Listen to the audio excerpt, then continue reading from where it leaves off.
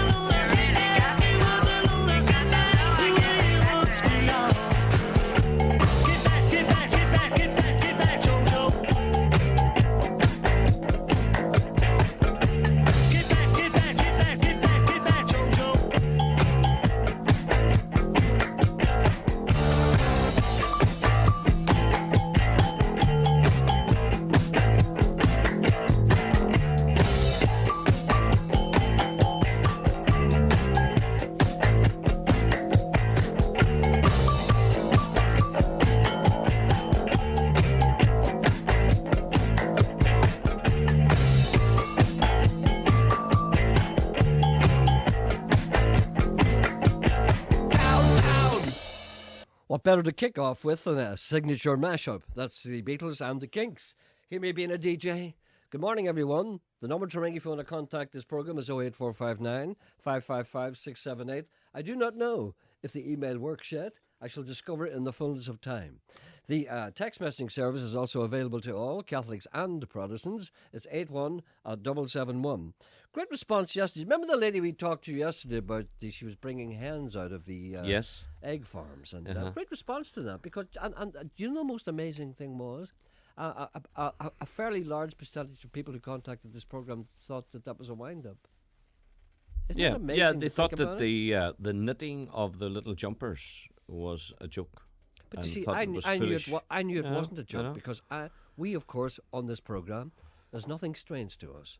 I mean, we, of course, have reported about the lady. Do you remember that story in the past about the lady who plucked the turkey and the turkey came round? She thought the turkey was dead. She plucked the turkey. The turkey was merely in a coma. And it came round and started to run round the house, naked as a jaybird. Oh, see, I don't believe that story. I believe that No, story. I think that's I an have urban heard- legend. no, it's I not- know you've heard it, and I've heard No, it, it's and not Janet's heard it. We've Don't all be so heard it. combative. Don't be so combative, Baba. Grumpy. Right. But I am telling you No, this it's a because legend. it's not a legend. is, You see, it you're is. so quick. Will you let me tell you why it's not a legend? It's the same old story of the chicken getting its head cut off. God bless it, and it runs round the kitchen. I've seen that. Yes, of course you have. Everyone's seen it.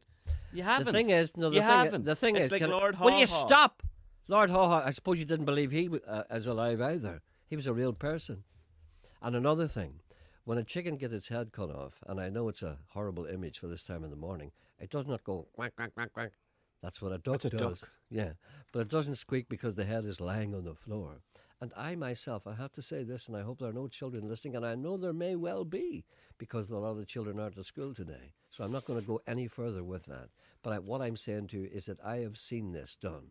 I have seen a headless chicken run around a room. No, you haven't. Yes, I have. No, you haven't. Yes, I I have. know you haven't. How do you know I have? I just know you haven't. No, you just suspect that I haven't. No, because you lived upstairs. I am talking about in Donegal, where these things are commonplace, where these things happen on a daily basis. There was a time years ago when people lived closer to the soil than they live now. You hadn't a back door. No, I hadn't. You know, see, we hung our turkeys and our geese, or whatever they were, up on the back door. Yes, I know that. Isn't that right, Janet? And so did Janet. You hadn't got a back door. You Did were- I say? you're- And you're did I not- say anything about hanging anything up? You're not familiar with fowl. I know foul. All I'm saying to you is this, that whilst I was a young lad spending time on a farm in Donegal, I seen things that you never saw in your little two up, two down. A lot went on in the kitchen down in that farmhouse, I can tell you. Let me just tell you this. That Right, people tell me then- about the strip. Okay, I'll tell me you about about, I'll the tell you naked about three turkey. things. Tell me about the turkey. Don't be so sarcastic. Won't you learn to believe in something? Believe in the two of you ganging up on me, Janet. She's as bad as you. All I'm saying to you is this. I have seen things that no white man should see. I have seen turkeys brought in and throttled in front of me because people down there didn't realise that they shouldn't do these things in front of children, right? And I have also seen this.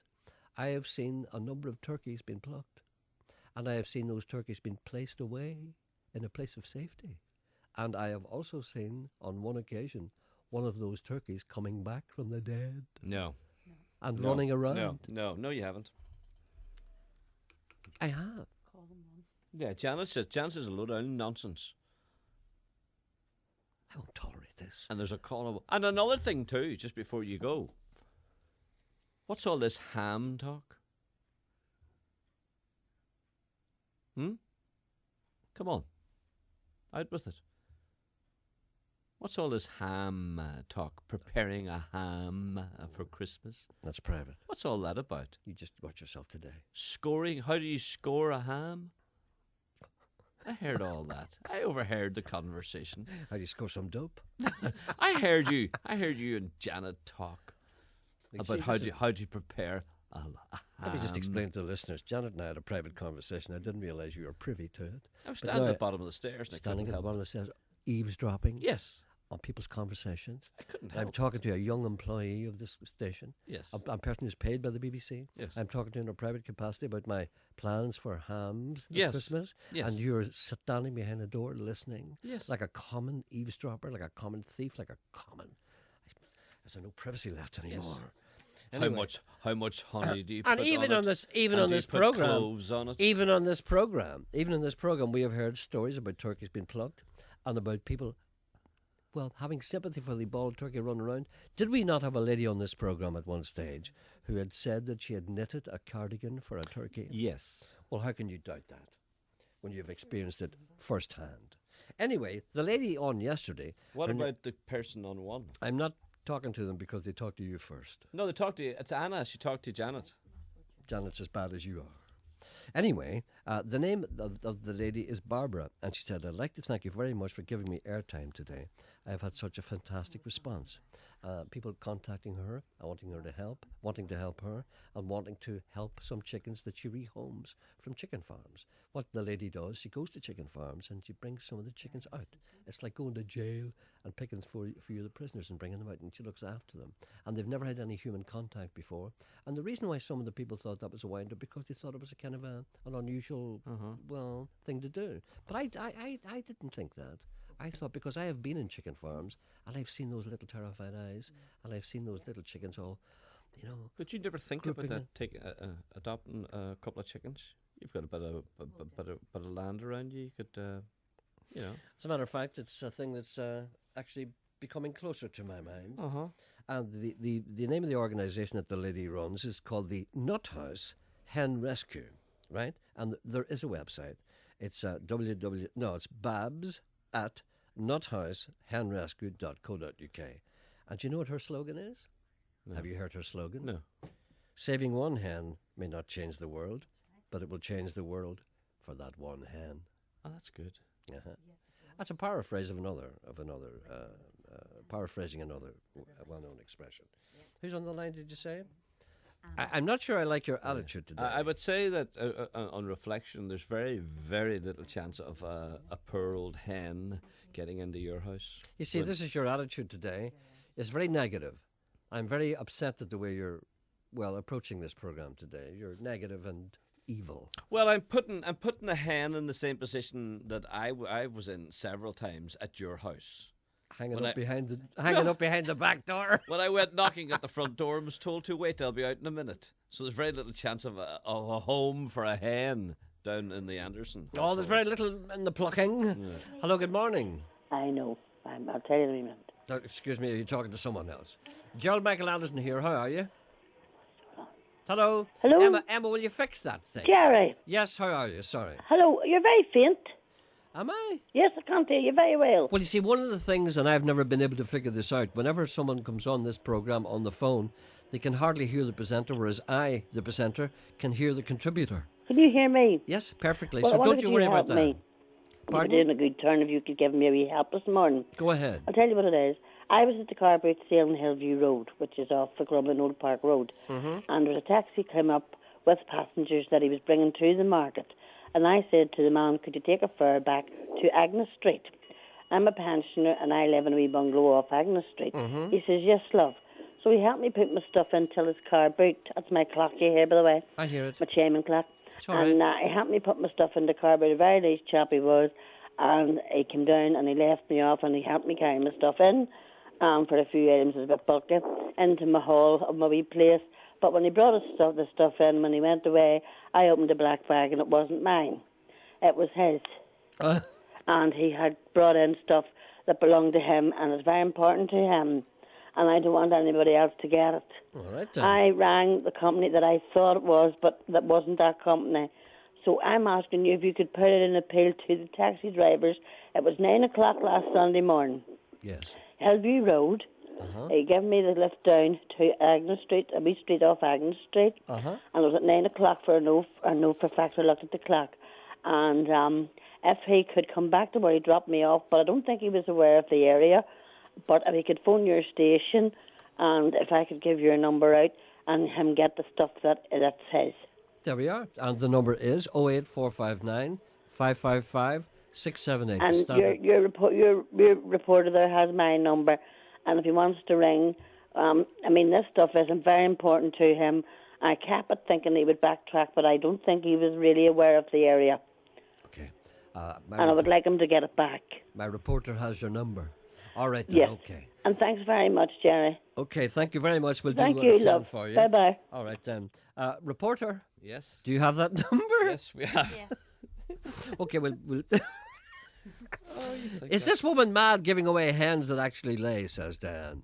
16 weeks ago, we brought home 4 new residents for a gorgeous blue hen house with enclosure and permission to free range around a great garden. Today, we reckon we have Billy, a gay rooster, Calamity Jane, she's trouble, Norma, very normal, and wee Patsy, named after Paddy's mother. Not a frigging egg in sight. They are New Hampshire Reds, beautiful and the best of crack, but a wee egg now and then, would that be too much to ask? Eggless from Limavady. otherwise eyeless in Gaza. Another gentleman writes to me and he said, Tuesday yesterday was one of those peculiar days, as I sensed at my age, that I was getting into grumpy old man syndrome. As I know that you have a huge thing about age, I don't really. No, I think I'm aging gracefully. And when you are in full throttle, grumpy mood, even the choice of music adds to it, as, say, for some content today. Well, I have to admit that yesterday, for some reason, which is beyond me, the content of the musical content was somewhat melancholy. I don't know why. Sometimes there's a sadness in me. The whole world seems grey and gloomy. To be brutally honest, you have at your best at being the stereotypical grouse. So that is why I seek advice from someone so talented. Thank you for that. Take, for instance, yesterday. From Nolan to Wendy time, the air was inflicted with, at the end of the day, a phrase that I was ready to fling the nearest thing at the radio if I heard it again. Never mind Sammy Wilson's jokes. I do not exaggerate, but I found this so annoying. Do you agree that it is likely to vex a grumpy person? Am I turning into you, or is just age or a lack of something? Well, it could be a lack of something. I lack many things, but many other things I have too much of. Then on Wendy, I hear the word potato is now seen as a racist remark, even if that talented duo of Jedward used it on some TV show. No, but did that what do you call that fella that's horrible? He was in Belfast making a movie which I will never go and see unless I'm blinded and made to forced marched into the cinema. Keith Lemon? No. Is that his name? I don't know what you're talking about. You see, I know you don't know what I'm talking about because you don't know, you don't pay any attention to what's going on around you. Right. He was in the habit of shouting potato at Jedward, and people have interpreted it as a racist remark. Now here I wonder if my sarcasm is being lost to age, or have I followed the downward spiral to thinking you talk sense, and Sean is much put upon. No, he is not much put upon at all. He's deservedly put upon. Am I losing the plot? No, you're not. Then last night, in the quiet of the kitchen, pondering the plod towards being a grumpy person, thus becoming a clone of Anderson, and waiting patiently for a big favourite CD track of mine to play, thank God for Gretchen Peters and Guadalupe. When somebody walks into the kitchen and proceeds to put on the kettle, make a racket with washing and drying dishes, with the old dog now sensing he should bark to put up the noise level, and that was the moment of realisation I heard myself say, what would Anderson say? He would rant for Ireland. Come on, my hero. I need a rant. It was then I realised I needed help, so what should I do? Please advise before Sean interrupts. It leads you on to other mundane things. Am I at risk here? Am I too far gone? Because even Hugo failed to annoy me yesterday. That man has bottomed out. Not only has he reached the bottom, he's broken straight through to another level about which no one knows anything about. Do you know what this means? This man has reached the stage where even Hugo doesn't annoy him. This is the next stage to death. There's a man who was annoying me last night. Tell me his name. That's what I don't know. I was watching Stormont today. That's the funniest thing I've heard all day. I was watching Stormont today. Are you completely insane? Have you no life? You watch the whole thing? Yeah. Why? Just to see the guys standing there. See what they do. You know what they do? What they've always done. Stand there and make noise so people will give them money. Anyway, go ahead. No, there was a man on, and it's what he was doing was annoying me, and whoever he was, I don't know, but I wish he would stop doing it. Tell me who he is. I don't know. He was sitting beside Sammy Wilson when Sammy was. Well, that's bad enough, isn't it? You see, yeah. And Sammy was giving out. Sammy's making jokes, was he?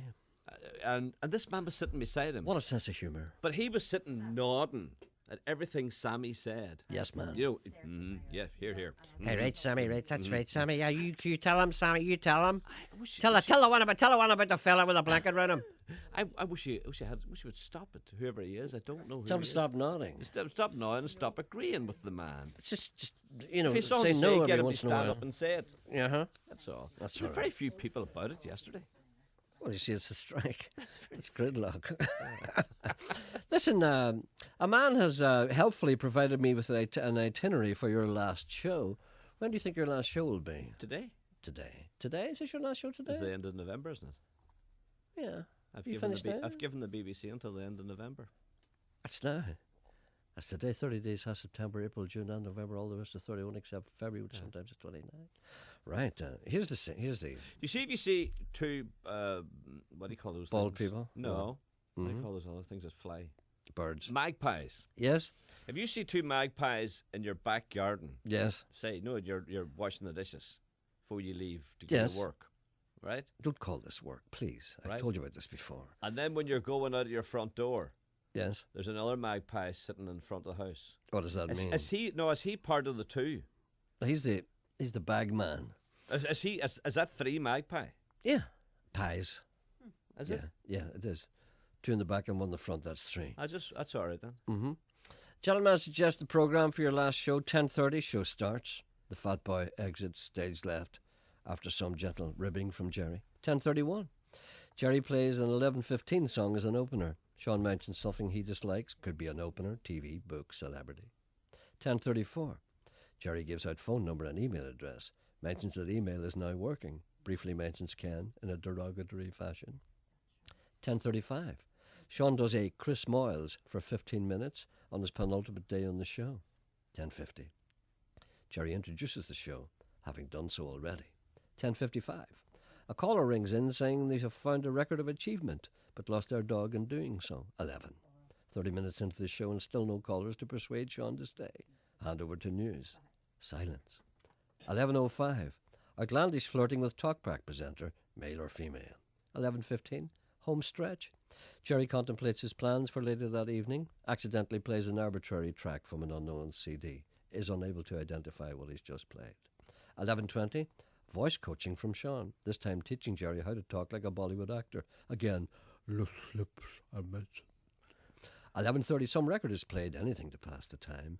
11:45, more impressions. This time it's Darren Clark. Sean starts off with, "Hi, I'm Darren Clark. I won the British Open. I like a wee pint and smoke." Croaks his way through the end of it. 11:50, Gerry reminds listeners of his upcoming show with Sean. 11:51, Gerry reminds Sean that he is not the aforementioned Sean. He's another Sean. Laughs bitterly. Sean's eyes start to well. 11:55, still no callers about Sean's imminent demise on the show. Nobody seems to care if he leaves or not. Although Sean sees line 1 flash red, begs Gerry to take the call. Gerry will not take the call and plays a William Shatner song to see out the show. 12 o'clock, show end. Sean leaves. Signs on door. How accurate. Yes. Who are you playing now? Never you mind. Did Ken fix your email, by the No, way? he didn't. There's a bright golden I think Ken should be put down for the good of man. in the meadow. I peep out. There's a bright golden haze in the meadow.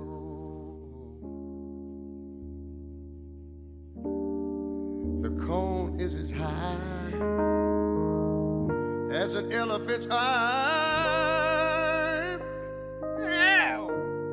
And it looks like it's climbing clear up to the sky.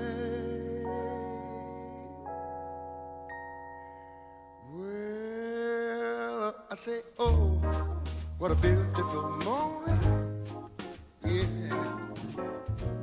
Yes, what a wonderful day. Y'all look out there now. I've got a beautiful feeling.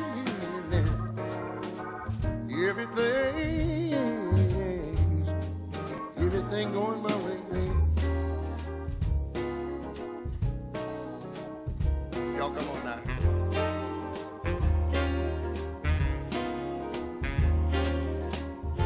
Oh, the cattle are standing like statues. The cattle are standing like statues. They don't turn their heads as they see me ride by. But a little brown maverick is winking her eye. She said, oh, what a beautiful morning. Yeah. Well, what a wonderful day. I want y'all to know, I've got a beautiful feeling. I've got everything. And everything's going my way. Everything's going my way, my way. All right, y'all do it to me now.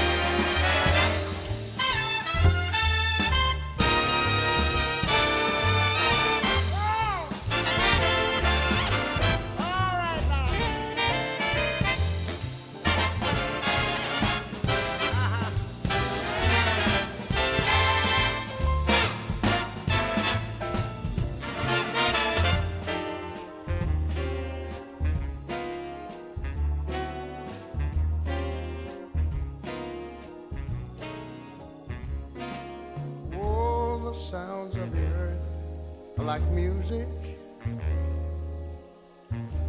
The sounds of the earth are like music. The breeze is as busy, it don't miss a tree. And a little old weeping willow is laughing at me. She said, oh, what a beautiful morning. Yes, what a wonderful day. Y'all, I got a beautiful feeling. I got everything. I got everything. I got everything. Woo! Everything's going my way. I'm sorry, but I got everything going my way. My way. Oh, baby. Oh, baby. I want to thank you, little girl, for such a wonderful day. I got a beautiful feeling. Everything's going my way.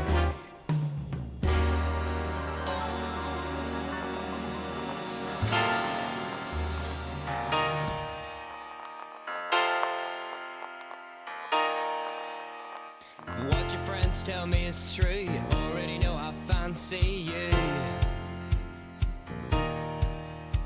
And if what your friends tell me is true, I don't have a chance with you.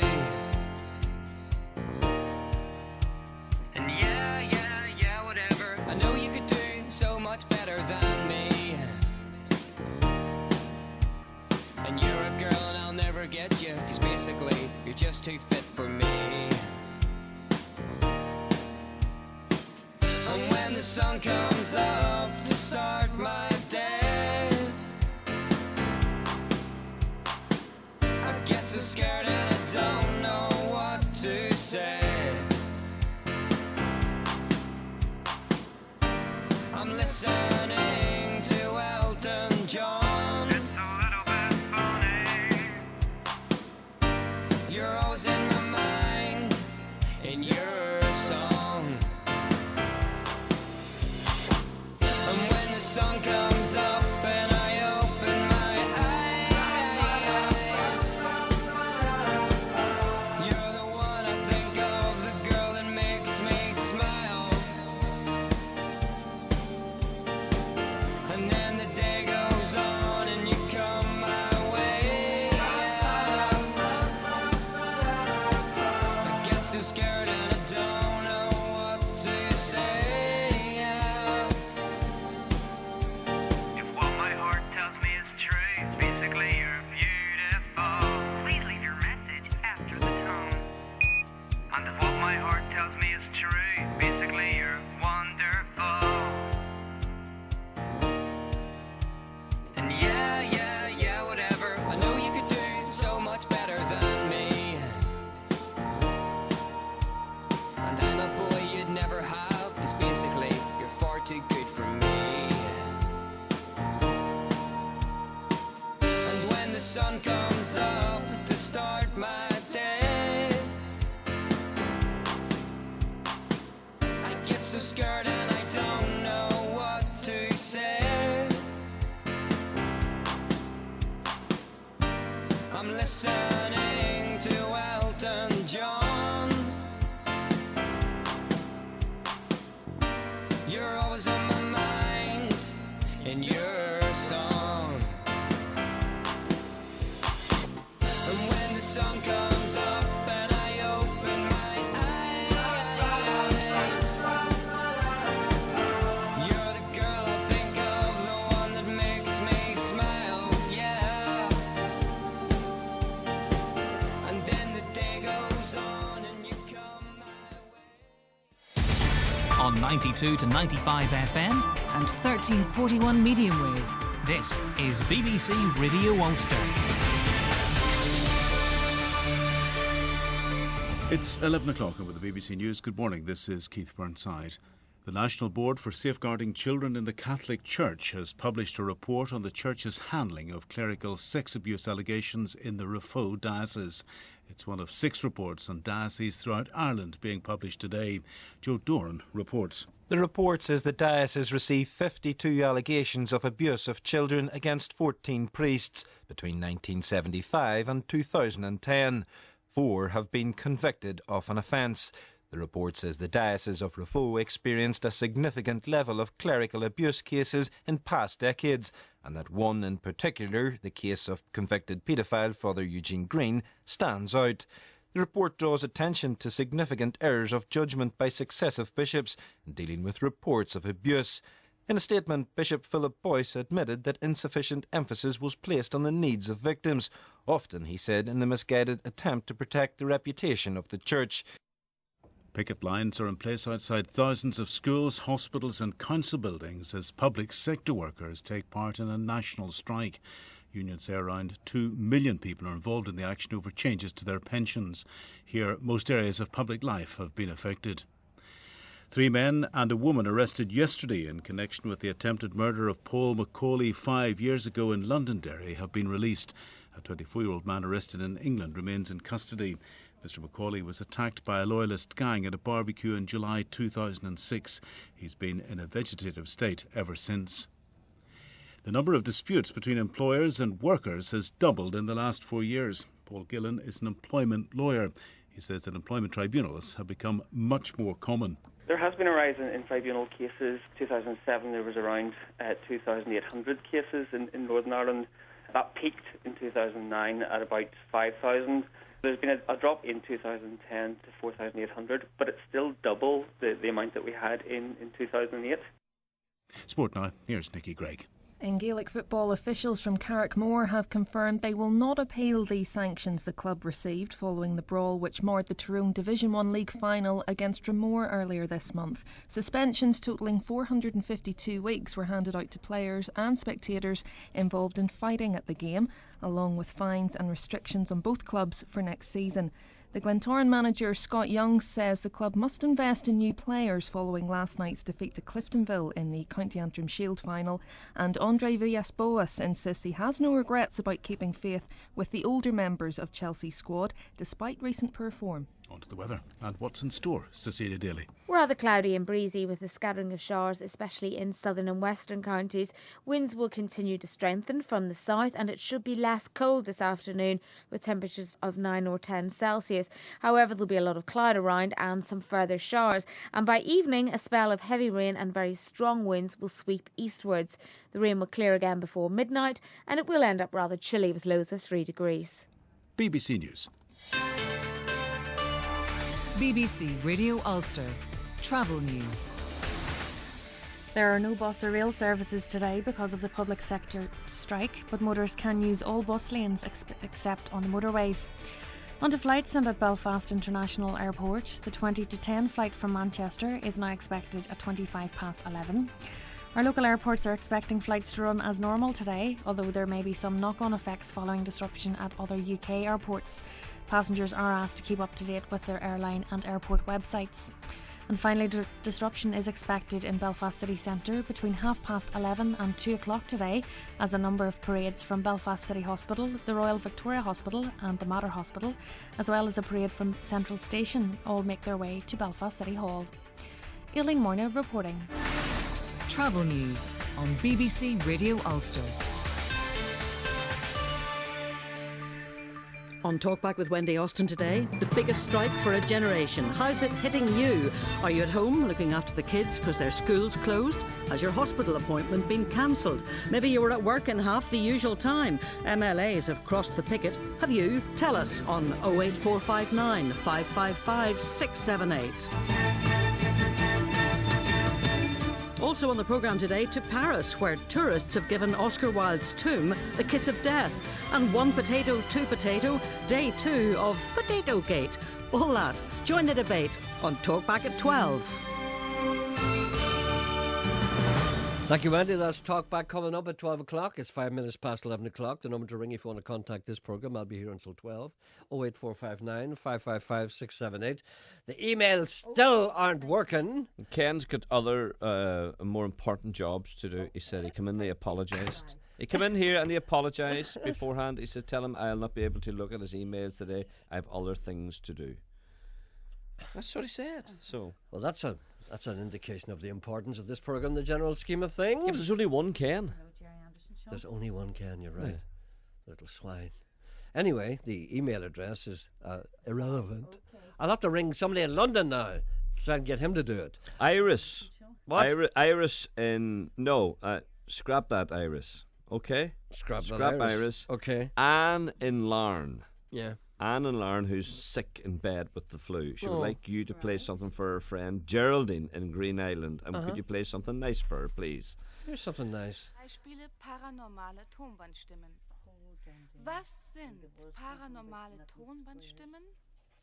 Es sind Stimmen That's probably not what you want. Apparently your levels are terrible today. Really starting to annoy me. The music is about 100 decibels higher than your voice is. Sort it out, please. Really starting to annoy me. So well, that's the work for an engineer, but Ken's too busy. It's not that he's too busy. He's another job to do. He's other things to do. What is more important than what is on the air at the moment? There's only one Ken Doherty. There's only... Oh, Superman.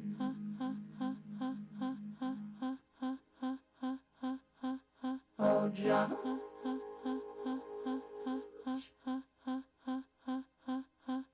Oh, Mom and Dad. Mom and Dad.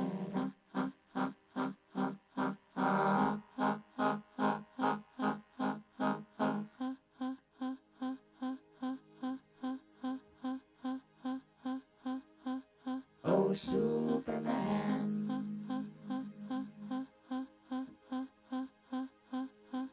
Oh, John.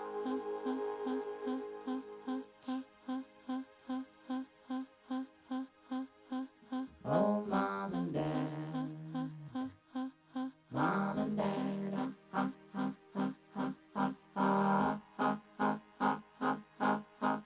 Hi.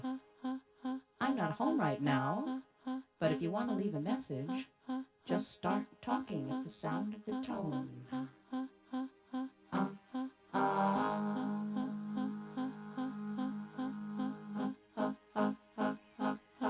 Hello?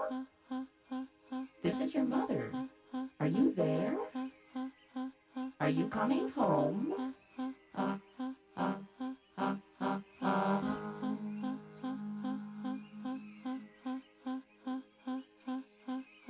Hello?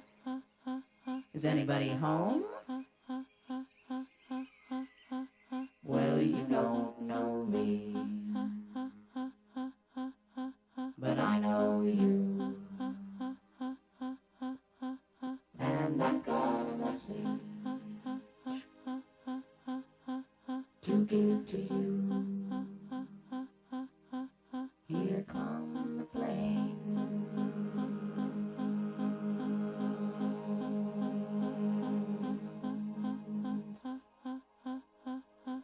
So you better get ready, ready to go. You can come as you are, but pay as you go.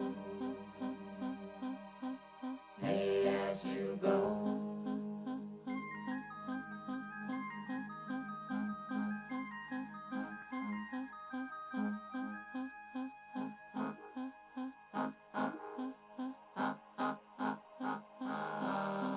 And I said, okay, who is this really? And the voice said, this is the hand that takes.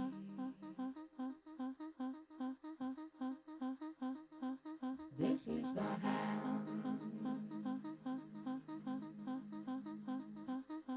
hand that takes.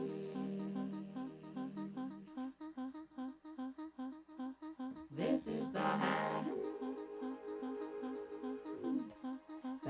that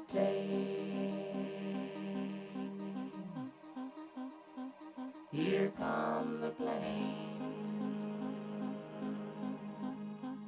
They're American planes, made in America. Smoking or non-smoking?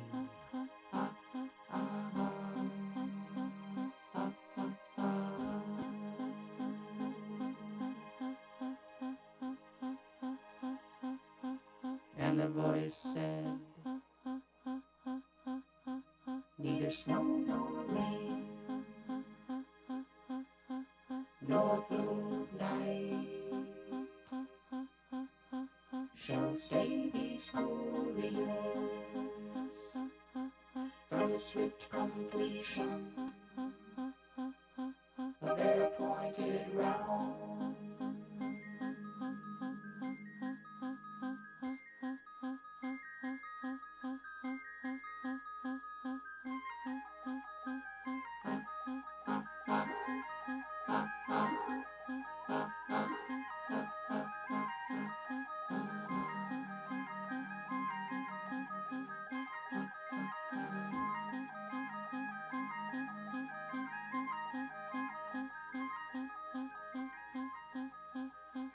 Cause when love is gone,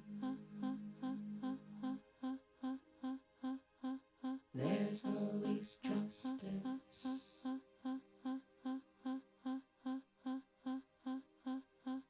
And when justice is gone,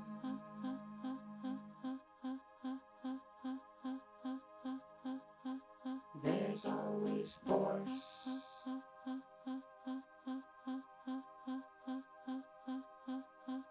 And when force is gone,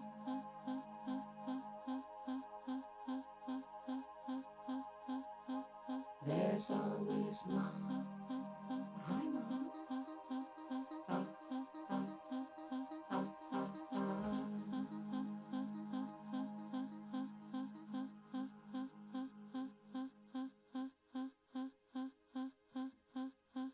So hold me, mom, in your long arms. The last time I played this, a fella phoned me and told me he thought he had a puncture. So hold me, mom, That's what you're dealing with. in your long arms.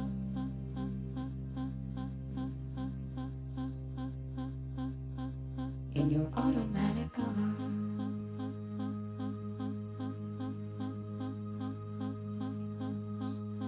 Your electronic arms. In your arms.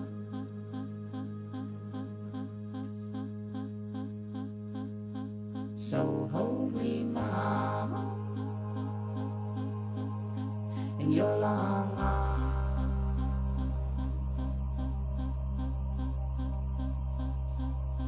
Your petrochemical arms. Your military arms.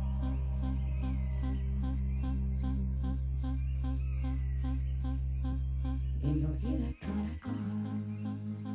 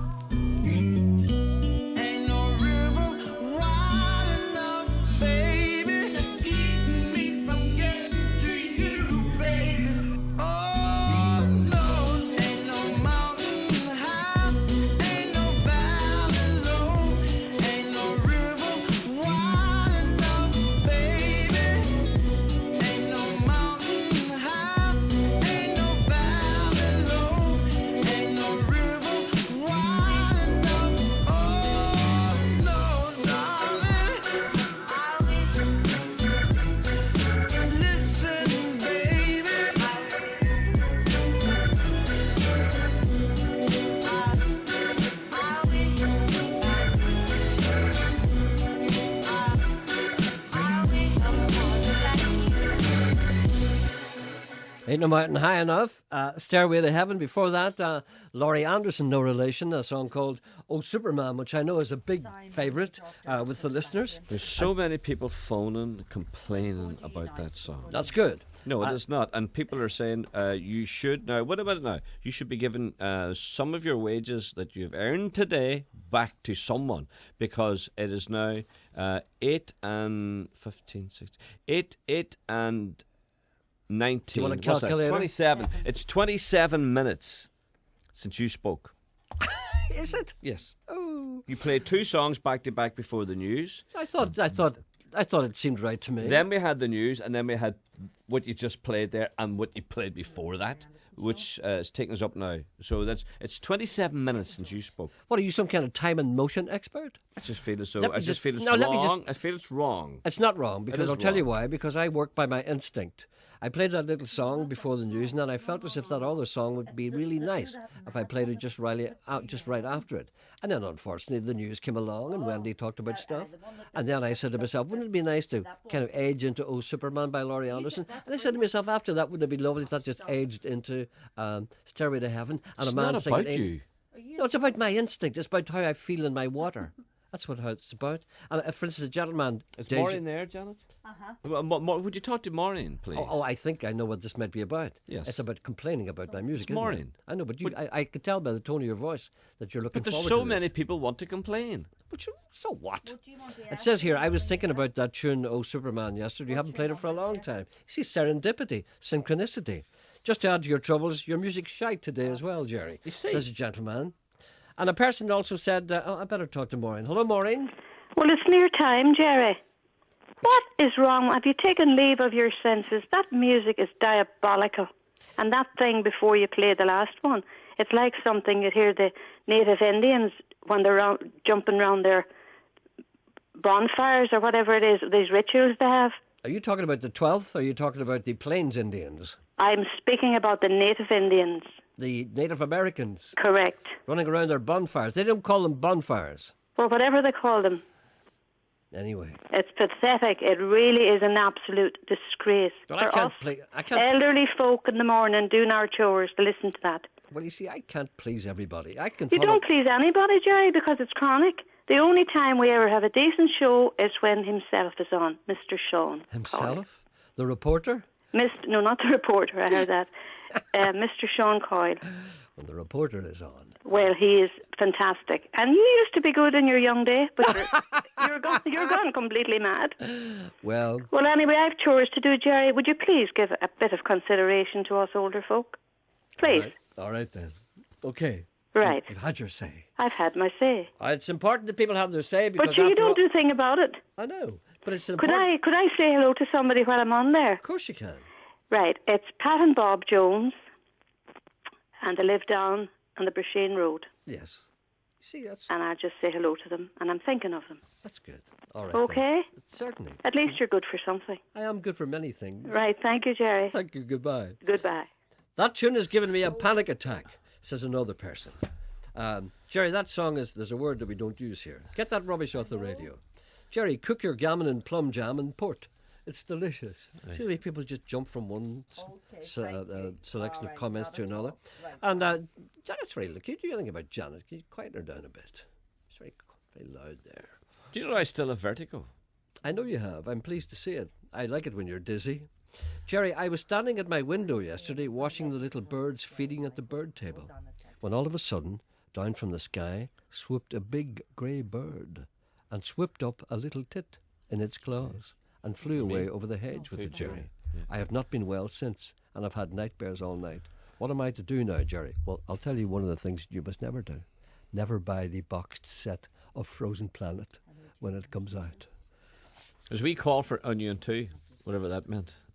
There's a wee call. It didn't sound right. There's a call on 2. Try it again. There's a call on 2. Please play some Alabama 3, Jerry. You'd love them. Exile on Cold Harbour Lane is one of the best albums. A man advising me on the music. He knows that he can feel a kind of a bond between me and him. And may I apologise to people that the emails aren't working today because Ken has better things to do. Ken is under pressure. It's not that he's better things to do. He said he had more important things to do. There's You said that to only me. One Ken Doherty. Important. One Ken Doherty. What is more important than what's going on in the air at the moment? What is more important than that? What is more important than that? Ken come in and apologised for not being able to help you. He says, I don't accept it. What can I do? He says. They're dragging me here, there, and everywhere. He's made a decision that something else he's doing is more important than this. That's all, and no apology is acceptable. Well, there's a call on too. Apparently, if your head is cut off, perhaps by an axe, there's enough oxygen left in the brain, and it stays conscious for at least 7 seconds. You could cover a good 10 yards in that time. Talking about the chicken, you never saw that. Did you ever see that chicken's head cut off and it run around? No, let's not. I've seen that. Let's not dwell on that. I've seen that. But what about the wee call on too? You're obviously looking forward to this. No. It's on your side this time. Oh, you don't like this? Yes, hello? Hello? Yes, hello. Hello, Gerry. How's things been? All right, thank you. It's George here from Belfast. Yes, George. I'm ringing up to say congratulations. You played something decent. Well, you see, you can't please all the people all of the time. Abraham Lincoln said that. You I know, want to know where I could buy that. oh, you can buy that anywhere. You can buy that on Amazon. Of course you can. Yeah, just look. What is it you call it? It's called Oh Superman by Laurie Anderson, Lourie. Laurie Anderson is a performance artist, and I went to see her a couple of years ago in the Barbican. And it was one of the best shows I've ever seen. Just her and a microphone and a violin and a couple of electronic effects, and it was the most amazing thing. I want to get that, Jerry, because I want to play it for the wife. Are you going to trying to wear her down? Are you? Yes. No, you see, it's got a recurrent theme which a lot of people can't handle. You see. I think I actually turned my radio up to listen to it. All right then. Well, you can get that on Amazon. It's on an album called Big Science. Right. I'll have that. I'll have it for the end of the week. Okay then. Thank you. Thanks, Jerry. Bye. Bye. Bye. I couldn't talk to him too much because it was very sharp, very trebly. There's a call on. It's the vertigo. There's a call on one. Is the vertigo affecting you now at the moment? Are you getting little stabs of I have to squint. Squint? Yeah. Well, do you feel unbalanced at all? Yes. Do you feel as if you stand up you may fall down? No. Go on, do that. No, I Go can't on. bend down. There's a call on. Ask him to stand up in case he falls. There's a call on one. Hello, good morning. Hello. Yes, hello. That's me. I was surprised when I heard another voice came back before. I'm terribly sorry. I Okay, apologize Gerry. for that. How are you, mate? I'm all right, thanks. Okay. By the way, I'm that person you have to give some of your wages to today. What person is that? Me. So, tell me what happened on your trip to America. We're all dying out here to know. So I've already talked about that at great length. I don't want to repeat myself. Oh, Maybe. I missed it. See, I don't listen that much. I mean, I try and avoid it generally. Well, I ran the marathon and astounded the people of Brooklyn, and came back in one piece and fulfilled all my quota of ambitions. Right. What did you see? Was there anything unusual that came to your attention? Like, well, the only thing I must admit that I didn't see was the finish line.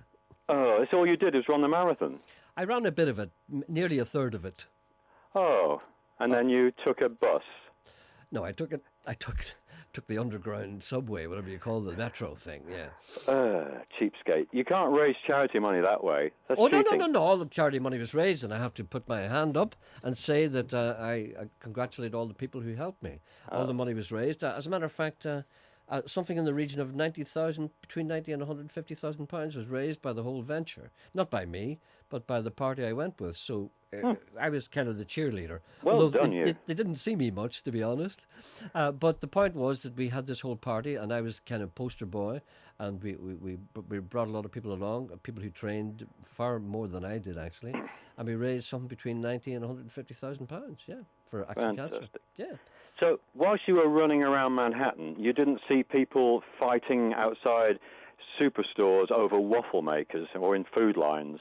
No, well, I saw the people who were camping out, complaining about the bankers. I felt like pitching a tent myself. The OWS, isn't it? It's called. Indeed, yes. What a great idea. And it's been followed. At last, the people have... See, what's wrong with the people of America, really, is that they've been kept quiet all over these years by feeding them and giving them things. Oh, yes. So they keep them Decadent. quiet. So, but now the point is reached now where people say, hold on a minute, what's going on here? And they realise that they've been robbed blind and they've been poisoned by supermarkets.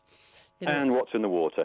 It took a long time, you see, to get to them. And now it's all. Some people would say it's a bit too late, and other people who watch, like yourself and others, say there's plenty of time. We still have a chance to fight and come out of this and turn things around and get the most bankers amazing to, thing I think is the people down south, in up. the south of Ireland. People are so. I mean, if people down south should be marching on the Mansion House, they really should, you know. But they're not. Really?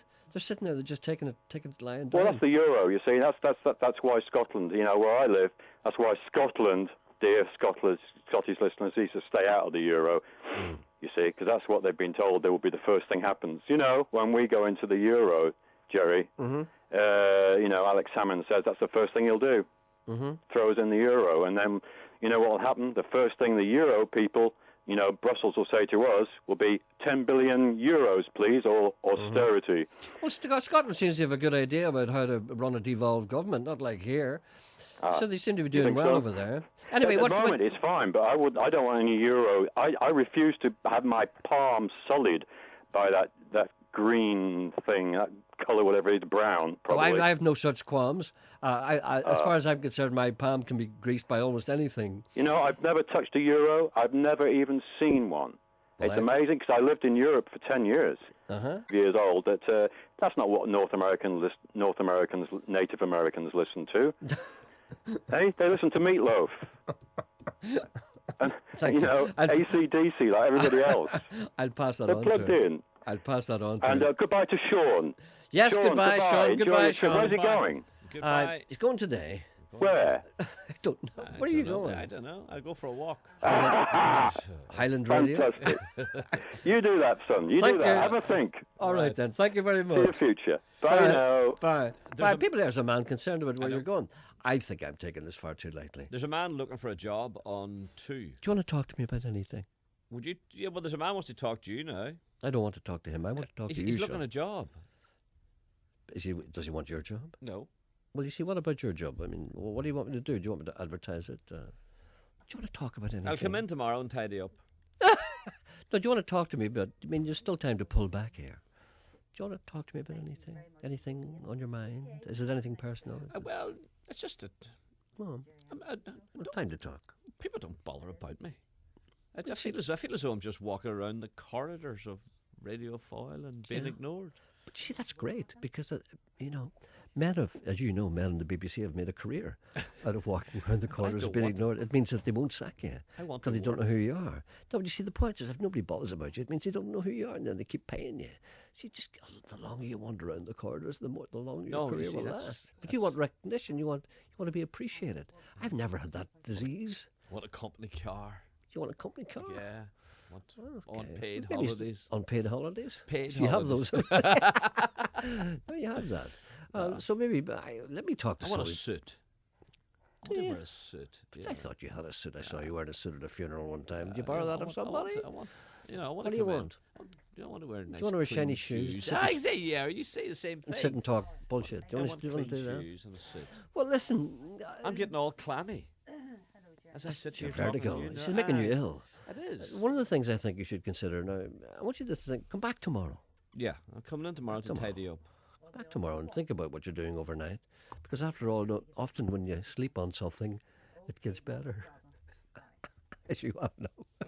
There's someone on the phone here. A man looking a job on 2. On 2. Good morning, sir. Good morning, sir. I believe you're looking for a job. I sent my application in there about 2 or 3 weeks ago, and I still haven't heard any reply.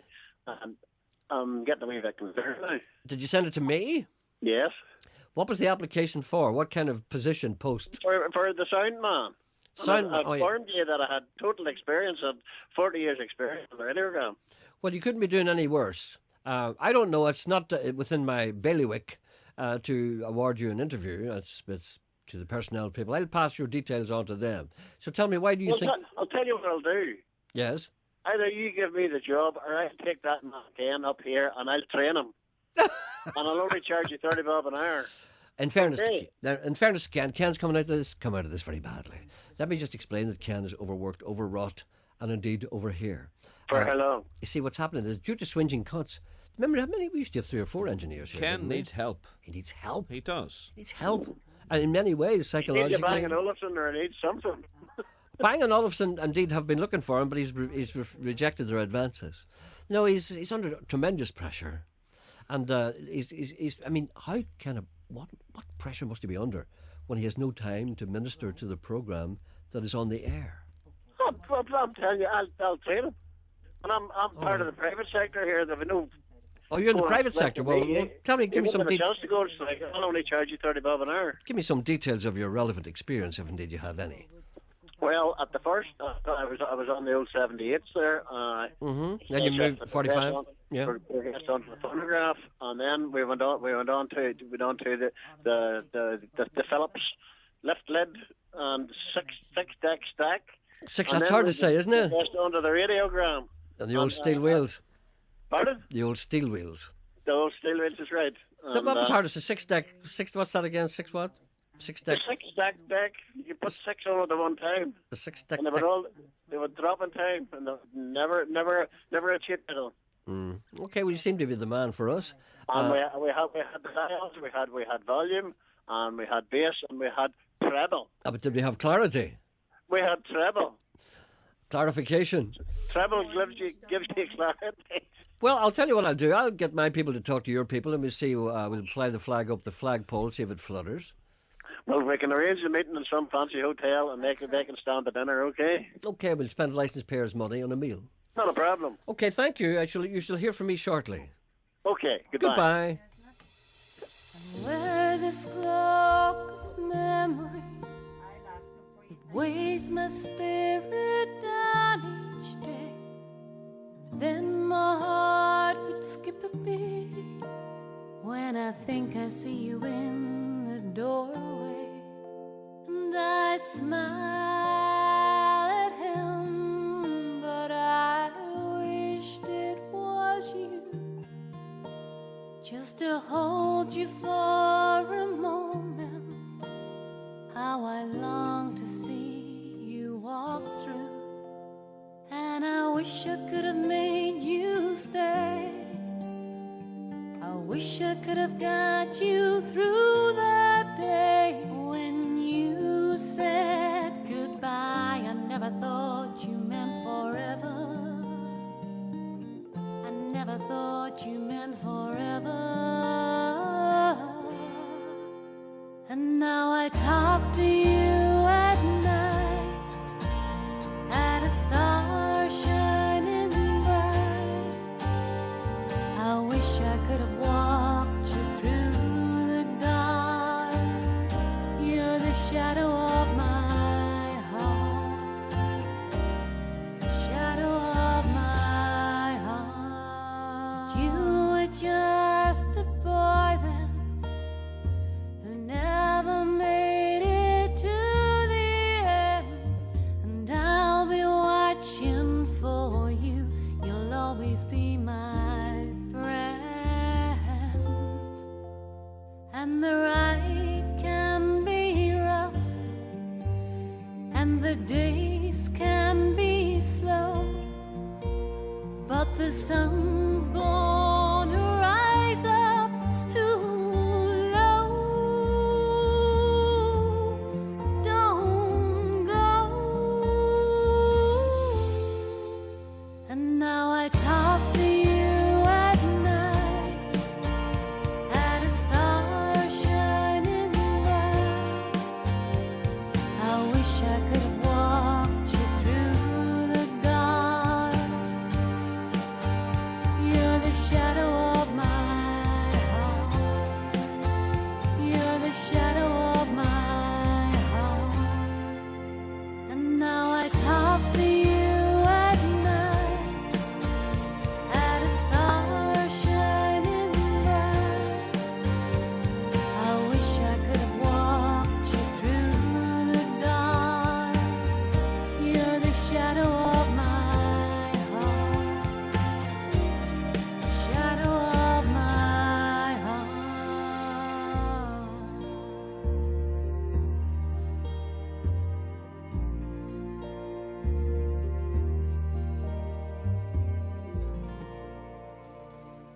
that's nice, isn't it? That's a new voice on the show. That's singer-songwriter Emma Reid from Belfast. That's a song called, I'm not quite sure what that's called. Oh, let me see. I'll tell you now in a minute. I've got the wee thing here. Anyway, I'll take this call first and I'll tell you later. Yeah. Hello, good morning. Hello, Gerry. How are you? This is Maura from Belfast. Yes, Maura, how are you? I'm very well, thank you. First of all, I haven't heard your show for a long time, and I was just wondering, why is Sean leaving? Well, Sean? I can't. He wants more attention. Yes, I want more attention. That's it. Oh, right. Okay. Well, anyhow, I hope that doesn't mean that you're going to be leaving soon after him. I want someone to put their arm around me and hug me. Oh, God, that's fine. Come up here to Belfast. Preferably female. Yes. Because if it's a man, they'll talk. No, he wants more attention. I do. You want a bit of TLC. I do. That's it. Yeah. I Tell want her loving care. someone said to me. No, you want to be appreciated. Yeah. You know, when they're making tea in the office, I want someone to turn around and say to me, "Would you like a cup?"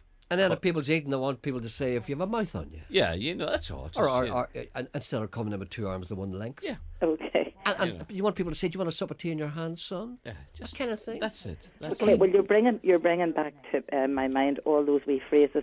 I just wanted to tell you this story, and Sean will probably enjoy it now before he goes.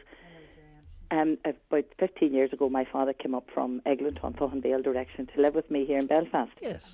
To make him feel at home, I thought he would like to listen to your show every day. That's how long I've been listening to it.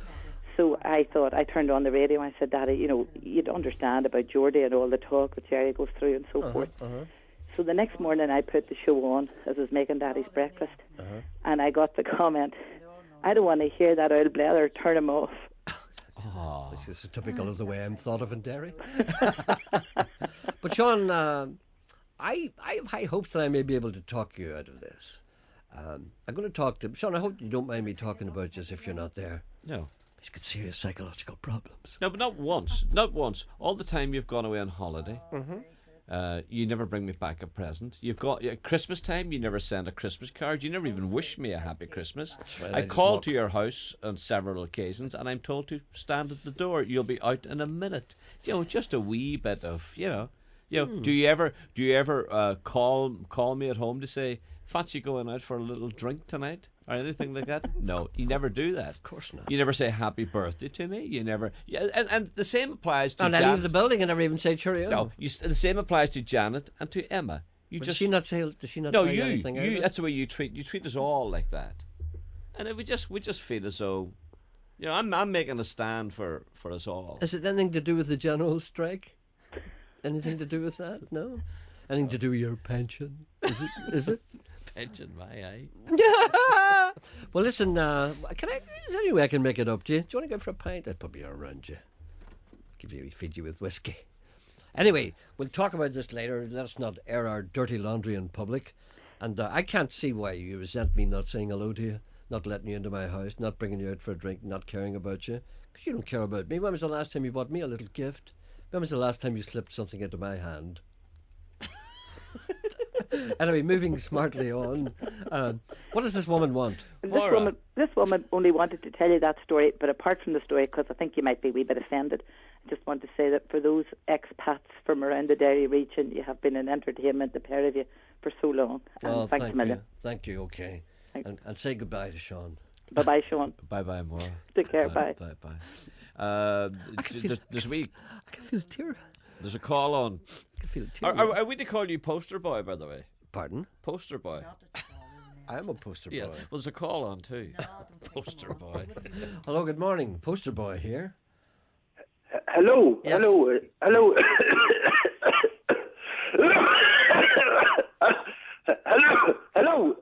Hello, Gerry. Are you finished? Hello, yes. Peter John Davin here, Gerry, at Brockder. Yes. Another clean shirt will do you by the sound of it. Yeah, I'm not well, Gerry. I'm not well. That's a terrible cough you have. Is that a genuine cough? It's a bad cough, Gerry. It's a bad cough. Have you got some kind of a flu or do you have some kind of a chest problem? I don't know a damn, Gerry. I don't know a damn. I'm right there. See, it's a wet year, and the hay is bad, and it's very fusty. Yeah. And it's caked, you see. There's a lot of damp in it, and I built it, Gerry, and it wasn't ready, and I shouldn't have built it at all, but sure, I thought I wasn't going to get it, you see. Any man's baled hay before he thought he should. Well, that's right, Jerry, and you see it's all blue milded, and when I shake it out there, so the kettle's sneezing and coughing, and I'm sneezing and coughing. I don't know what way it'll end up, you know. Thank God for penicillin. I tell you why I'm phoning you, Jerry. Yes. I was on the phone to you there about a month ago.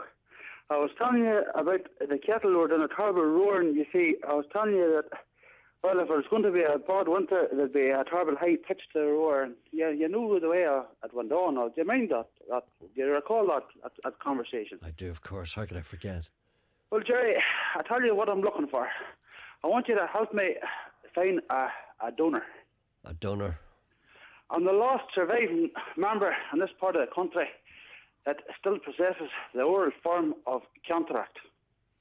Now, cataract's an ancient Gaelic word, and it means that any type of sound that has been passed on orally, that's the word. And I am the last man in a direct line from the monks in Tullyhog 400 years ago that still possesses. I've traced it back. There's only 2 men in Ireland possesses it. Another man there's monks in Skellig Mihal off the west coast of Kerry that live in the beehive huts. Indeed. And he possesses it. But I'm a bachelor man, Jerry, and I've my will made, and as the last thing I had to do was to find somebody to pass it on to. Now, whenever a cow would be in heat, you would know because she would be jumping about on top of other animals, and you would know to phone the bullman because the cow would be showing signs that she was in heat. But now, if you missed her and you weren't sure, you would have to chant this oral form, and that would bring her back on again, and you'd be fit to identify, was she just playing about sportfully, or was she really in hate? You understand me? Let me just encapsulate that for the benefit of new listeners, and indeed people who wouldn't normally listen to this programme, but are happen to be listening today because of the fact that people are on strike. You're talking about only 2 men, one man in Skellig and another in Tullyhog. Are the only two people... No, Jay, sorry to contradict you. I'm in Brockderg. I'm sorry, yes. But I can trace my line back to Tullyhog, back 400 years. Okay. This was an ancient form practiced by the I understand that's the old Gaelic. Yes, of course. And you have so carry on anyway. I'm just trying.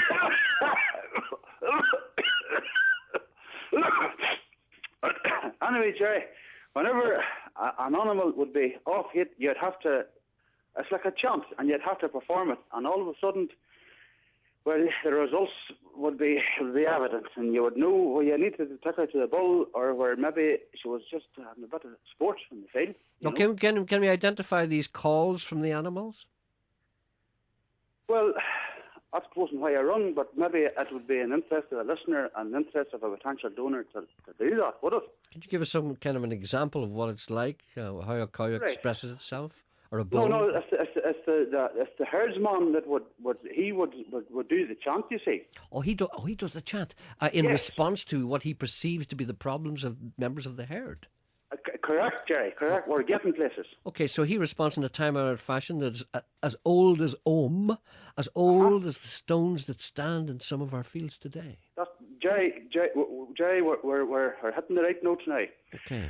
And you see, well, you want me to demonstrate, do you? I do indeed, yes. Look, you can imagine the farmer walked down and he'd go into the field, Jerry. Yes. And the animals are jumping an hour and they're running away, and he's not sure if they're having sport or maybe there's an animal in heat. So he'll open the gate. He'll open the gate. Hold on. There you are. Open the gate.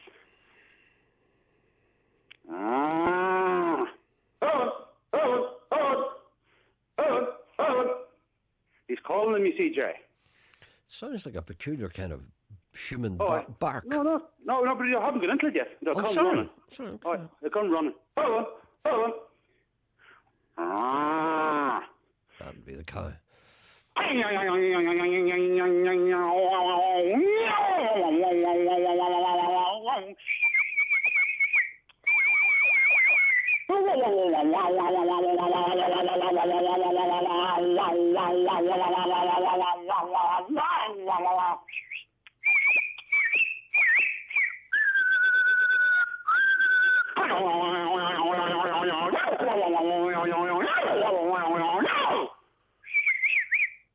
Up there, Jay.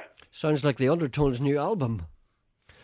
That's Well, unusual, that's what very we have, Gerry, unusual. but- That's as old as time itself. I can feel the weight of centuries behind those sounds. Can you feel the I can see the Gaelic druids in the tones? I can see the druids lifting up Uh-huh. their skirts and indeed howling forth. I need to hear that again. I need to hear that again. Oh, you want to know a demonstration, Gerry? I do indeed. Yes, I need to hear that again. Hold on. What is that? Oh, that's the farmer calling animals towards him. Okay, Calling them towards him. the animal comes. They'll all come. They'll hear that call. They'll can identify it. It's sort of like, come on, but it's, hold on. You identify that, Gerry? I hear that. So the animal comes. The animal responds. Huh? Yeah, the animal responds. Thus, Well, they come galloping. They'll come galloping. uh-huh. And then they'll form like a semicircle, you see, because they think they're going to get food, you see. Indeed. But then that's a trick, because he wants to just to see. He's seen them jumping up and top of all, and that's the sign that there's one of them, as what we call looking the bull. So he doesn't have a bull maybe, and he's going to have to walk it to a neighbour's man. But before he'll go on a full turn, he'll have to double check. So he'll perform the counteract charm. Go ahead.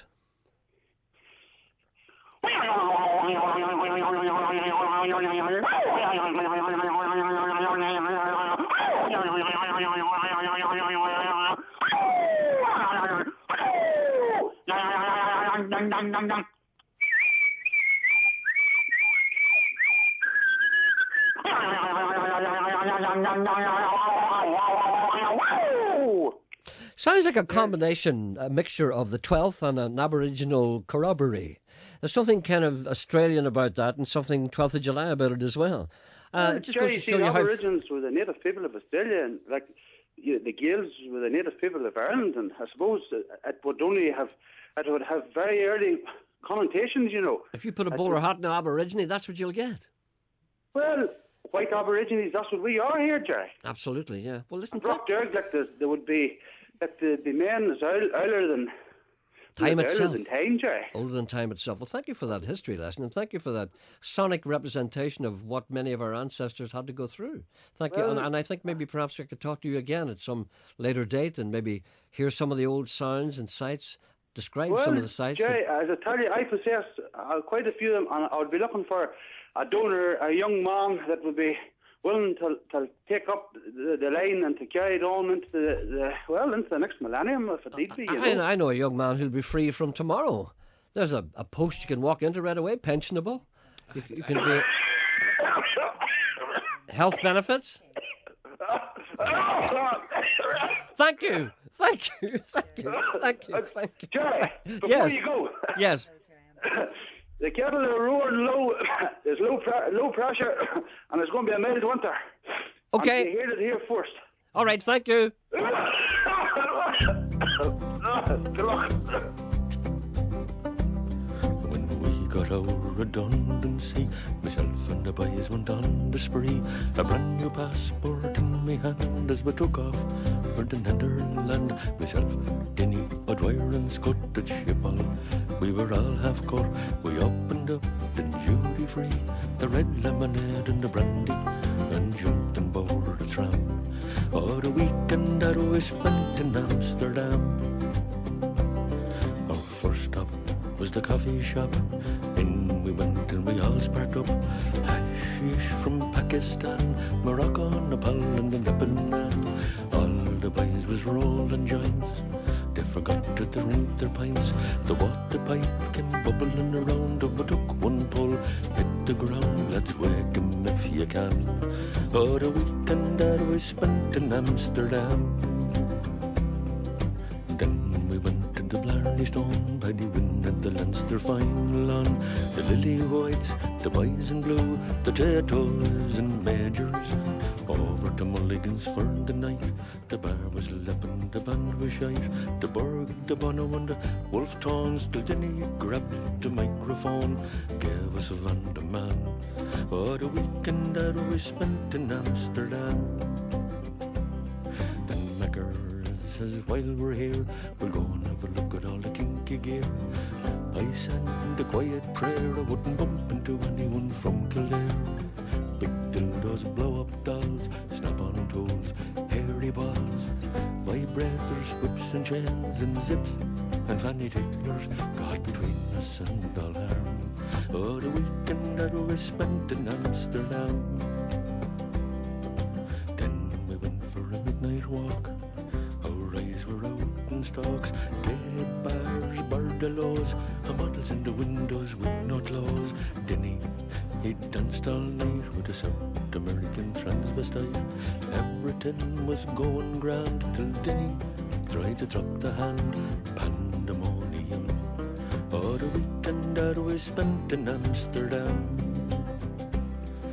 The bouncer, she was 5'10", a lowland heavyweight champion. Hit Denny an awful box, the boys ran amok, wrecked the shop. We could hear the squad cars getting near. It's time, lads, we were out of here. Denny pulled up his tights and we disappeared into the night. All together now, one by one. Oh, the weekend that we spent in Amsterdam. Queen Beatrix, she rides her bike. Rembrandt is hanging down in the Reich. Ajax, Heineken, Van Gogh and the Gargle and the Genji. On Monday morning we were all half cracked. We dived into the Kaisergracht. They fished us out, hosed us down, and put us in the plane to Dublin. Home to the mammy again. Oh, the weekend that we spent in. Oh, the weekend that we spent in. Oh, the weekend we spent in Amsterdam. That's Christy Moore, Weekend in Amsterdam, from his new album, Folk Tales. And Chris will be in the studio not this Friday, but Friday next, performing some tracks live from his album on this programme. Also, this Friday, we've got Sean Donnelly and John Deary, a very interesting combination. Hi, Gerry, that song of yours you're playing is a lot of rubbish. But put something better on. Would you play a nice Christmas song for Gladys? Well, I may play a nice Christmas song tomorrow. Gerry, you really do play some crap on your show, but you're still better than Hugo. Is Gerry serious? Absolute tripe, Gerry. Never play out again. It's going well today. Yeah, absolutely. Now, do you see what... give me a second, will you, please? Joel. See what Joel asked you at the start of the programme. What did he ask me? He's going to ask you tomorrow morning about your favourite Christmas film. Does that mean... Do you think a film about Christmas or a film that's usually shown around Christmas? What do you think that means? Favourite Christmas film? A film about Christmas? I think it's about Christmas because the young fella doesn't know what he's talking about. He doesn't understand that there is a bit of confusion there. And See, I hope he doesn't ask me that because I won't be able to answer. No, I don't know either. You know, the only one that everyone seems to watch is the one that I can't watch. Is the sad one. James Stewart, is it? It's a Wonderful Life. I can't watch that because it's too sad. I know too sad. Bacon Lips plays some crap. Gerry, is it safe to come out? Is it that bad? What is that crap he's playing today? There's a wee quick call in one. Seems universal here. They didn't like your music today. Yeah, what do you see? No, I think it's important that people get a flavour. You see, one of the things I think it's important to get across is that a lot of people listen to this programme today. What's he talking about? Janet. One of the things that I think it's important to get across is that when a lot of people are listening to this programme today who would not normally listen to it, probably the first time they've heard it. So I think it's important to make an impact. Yeah, but do you not think they would say, you know, the music, not scare them today? Well, you see, do you know what they say? If you don't do something that scares you every day, there's not much point worth living. A person should do something that scares them every day. But it was scared and annoy. There's a difference, isn't there? I don't see it. Yeah. I don't see it. Gerry, you do play some crap. On the day the country shuts down, Gerry still persists with his musical drivel. At least something has not changed. You see? This could all backfire horribly, Mr. Anderson. Redeem yourself and play some decent music. My sweet lord, he has lost the plot. I'm thinking of buying a mini pig. Can you advise? Don't be shortchanged. Could you take a wee quick call? No. Please. Great show yesterday, kid. A great show which made Basil McRae jettison the junket to San Diego and join the Bogside branch of the Legion of Mary on their annual trip to Knock to look at the airport. I have seen the error of my ways, cried Basil, as he waved a giant flag of St. Emmanuel, who, as you know, is the patron saint of people who refuse to go on junkets. As soon as the great show was over, Tommy, my cat, shivering all over like blubber-free seals, grabbed me by my Greek Orthodox Church cassock and yelled, "There's a swan on the road! There's a swan on the road!" Just ignore it. It'll go away. It's just showing off. Tommy calmed down, downed a litre of vodka and said in a much milder tone, I think I'll have a couple of tomazepam. I wonder if Chief Constable Matt Baggett would arrest a swan for jaywalking. Never! Matt Baggett's love of swans is legendary. Golly, said Tommy, what a great film that would make. The heartwarming story about the special love between a simple swan and a high-ranking member of the PSNI. Johnny Depp would give a great performance as the swan. He could really get under those feathers. He could nail it. He could make that film his own. He could make that song his own. Later that day, at exactly 19 minutes to 4, Big Jim Fitzpatrick ran in yelling, Hide the Marmite! Stephen Nolan is back in town. I glared at my Stephen early warning system and cried, Man the lifeboats! Women and crisps first! Big Jim brought me to my senses by showing me an erotic photograph of Noel Thompson cavorting with a wooden stile, and yelled in fluent gibberish, Hide all food! Disguise the bread bin as a small coffin! Turn all bottles of 7-Up upside down! Stephen never drinks 7 down! Destroy all cookery books, menus, stale bread, and that photograph of your big fat Aunt Bertha lying on the beach in Port Rush with her legs in the air like a Christmas turkey! Tommy hit a wine gum onto the sofa, stuttering, I would rather by far be invaded by the Vikings. Now, all we could do is wait for Stephen Nolan to come back. He's coming back! He's coming back!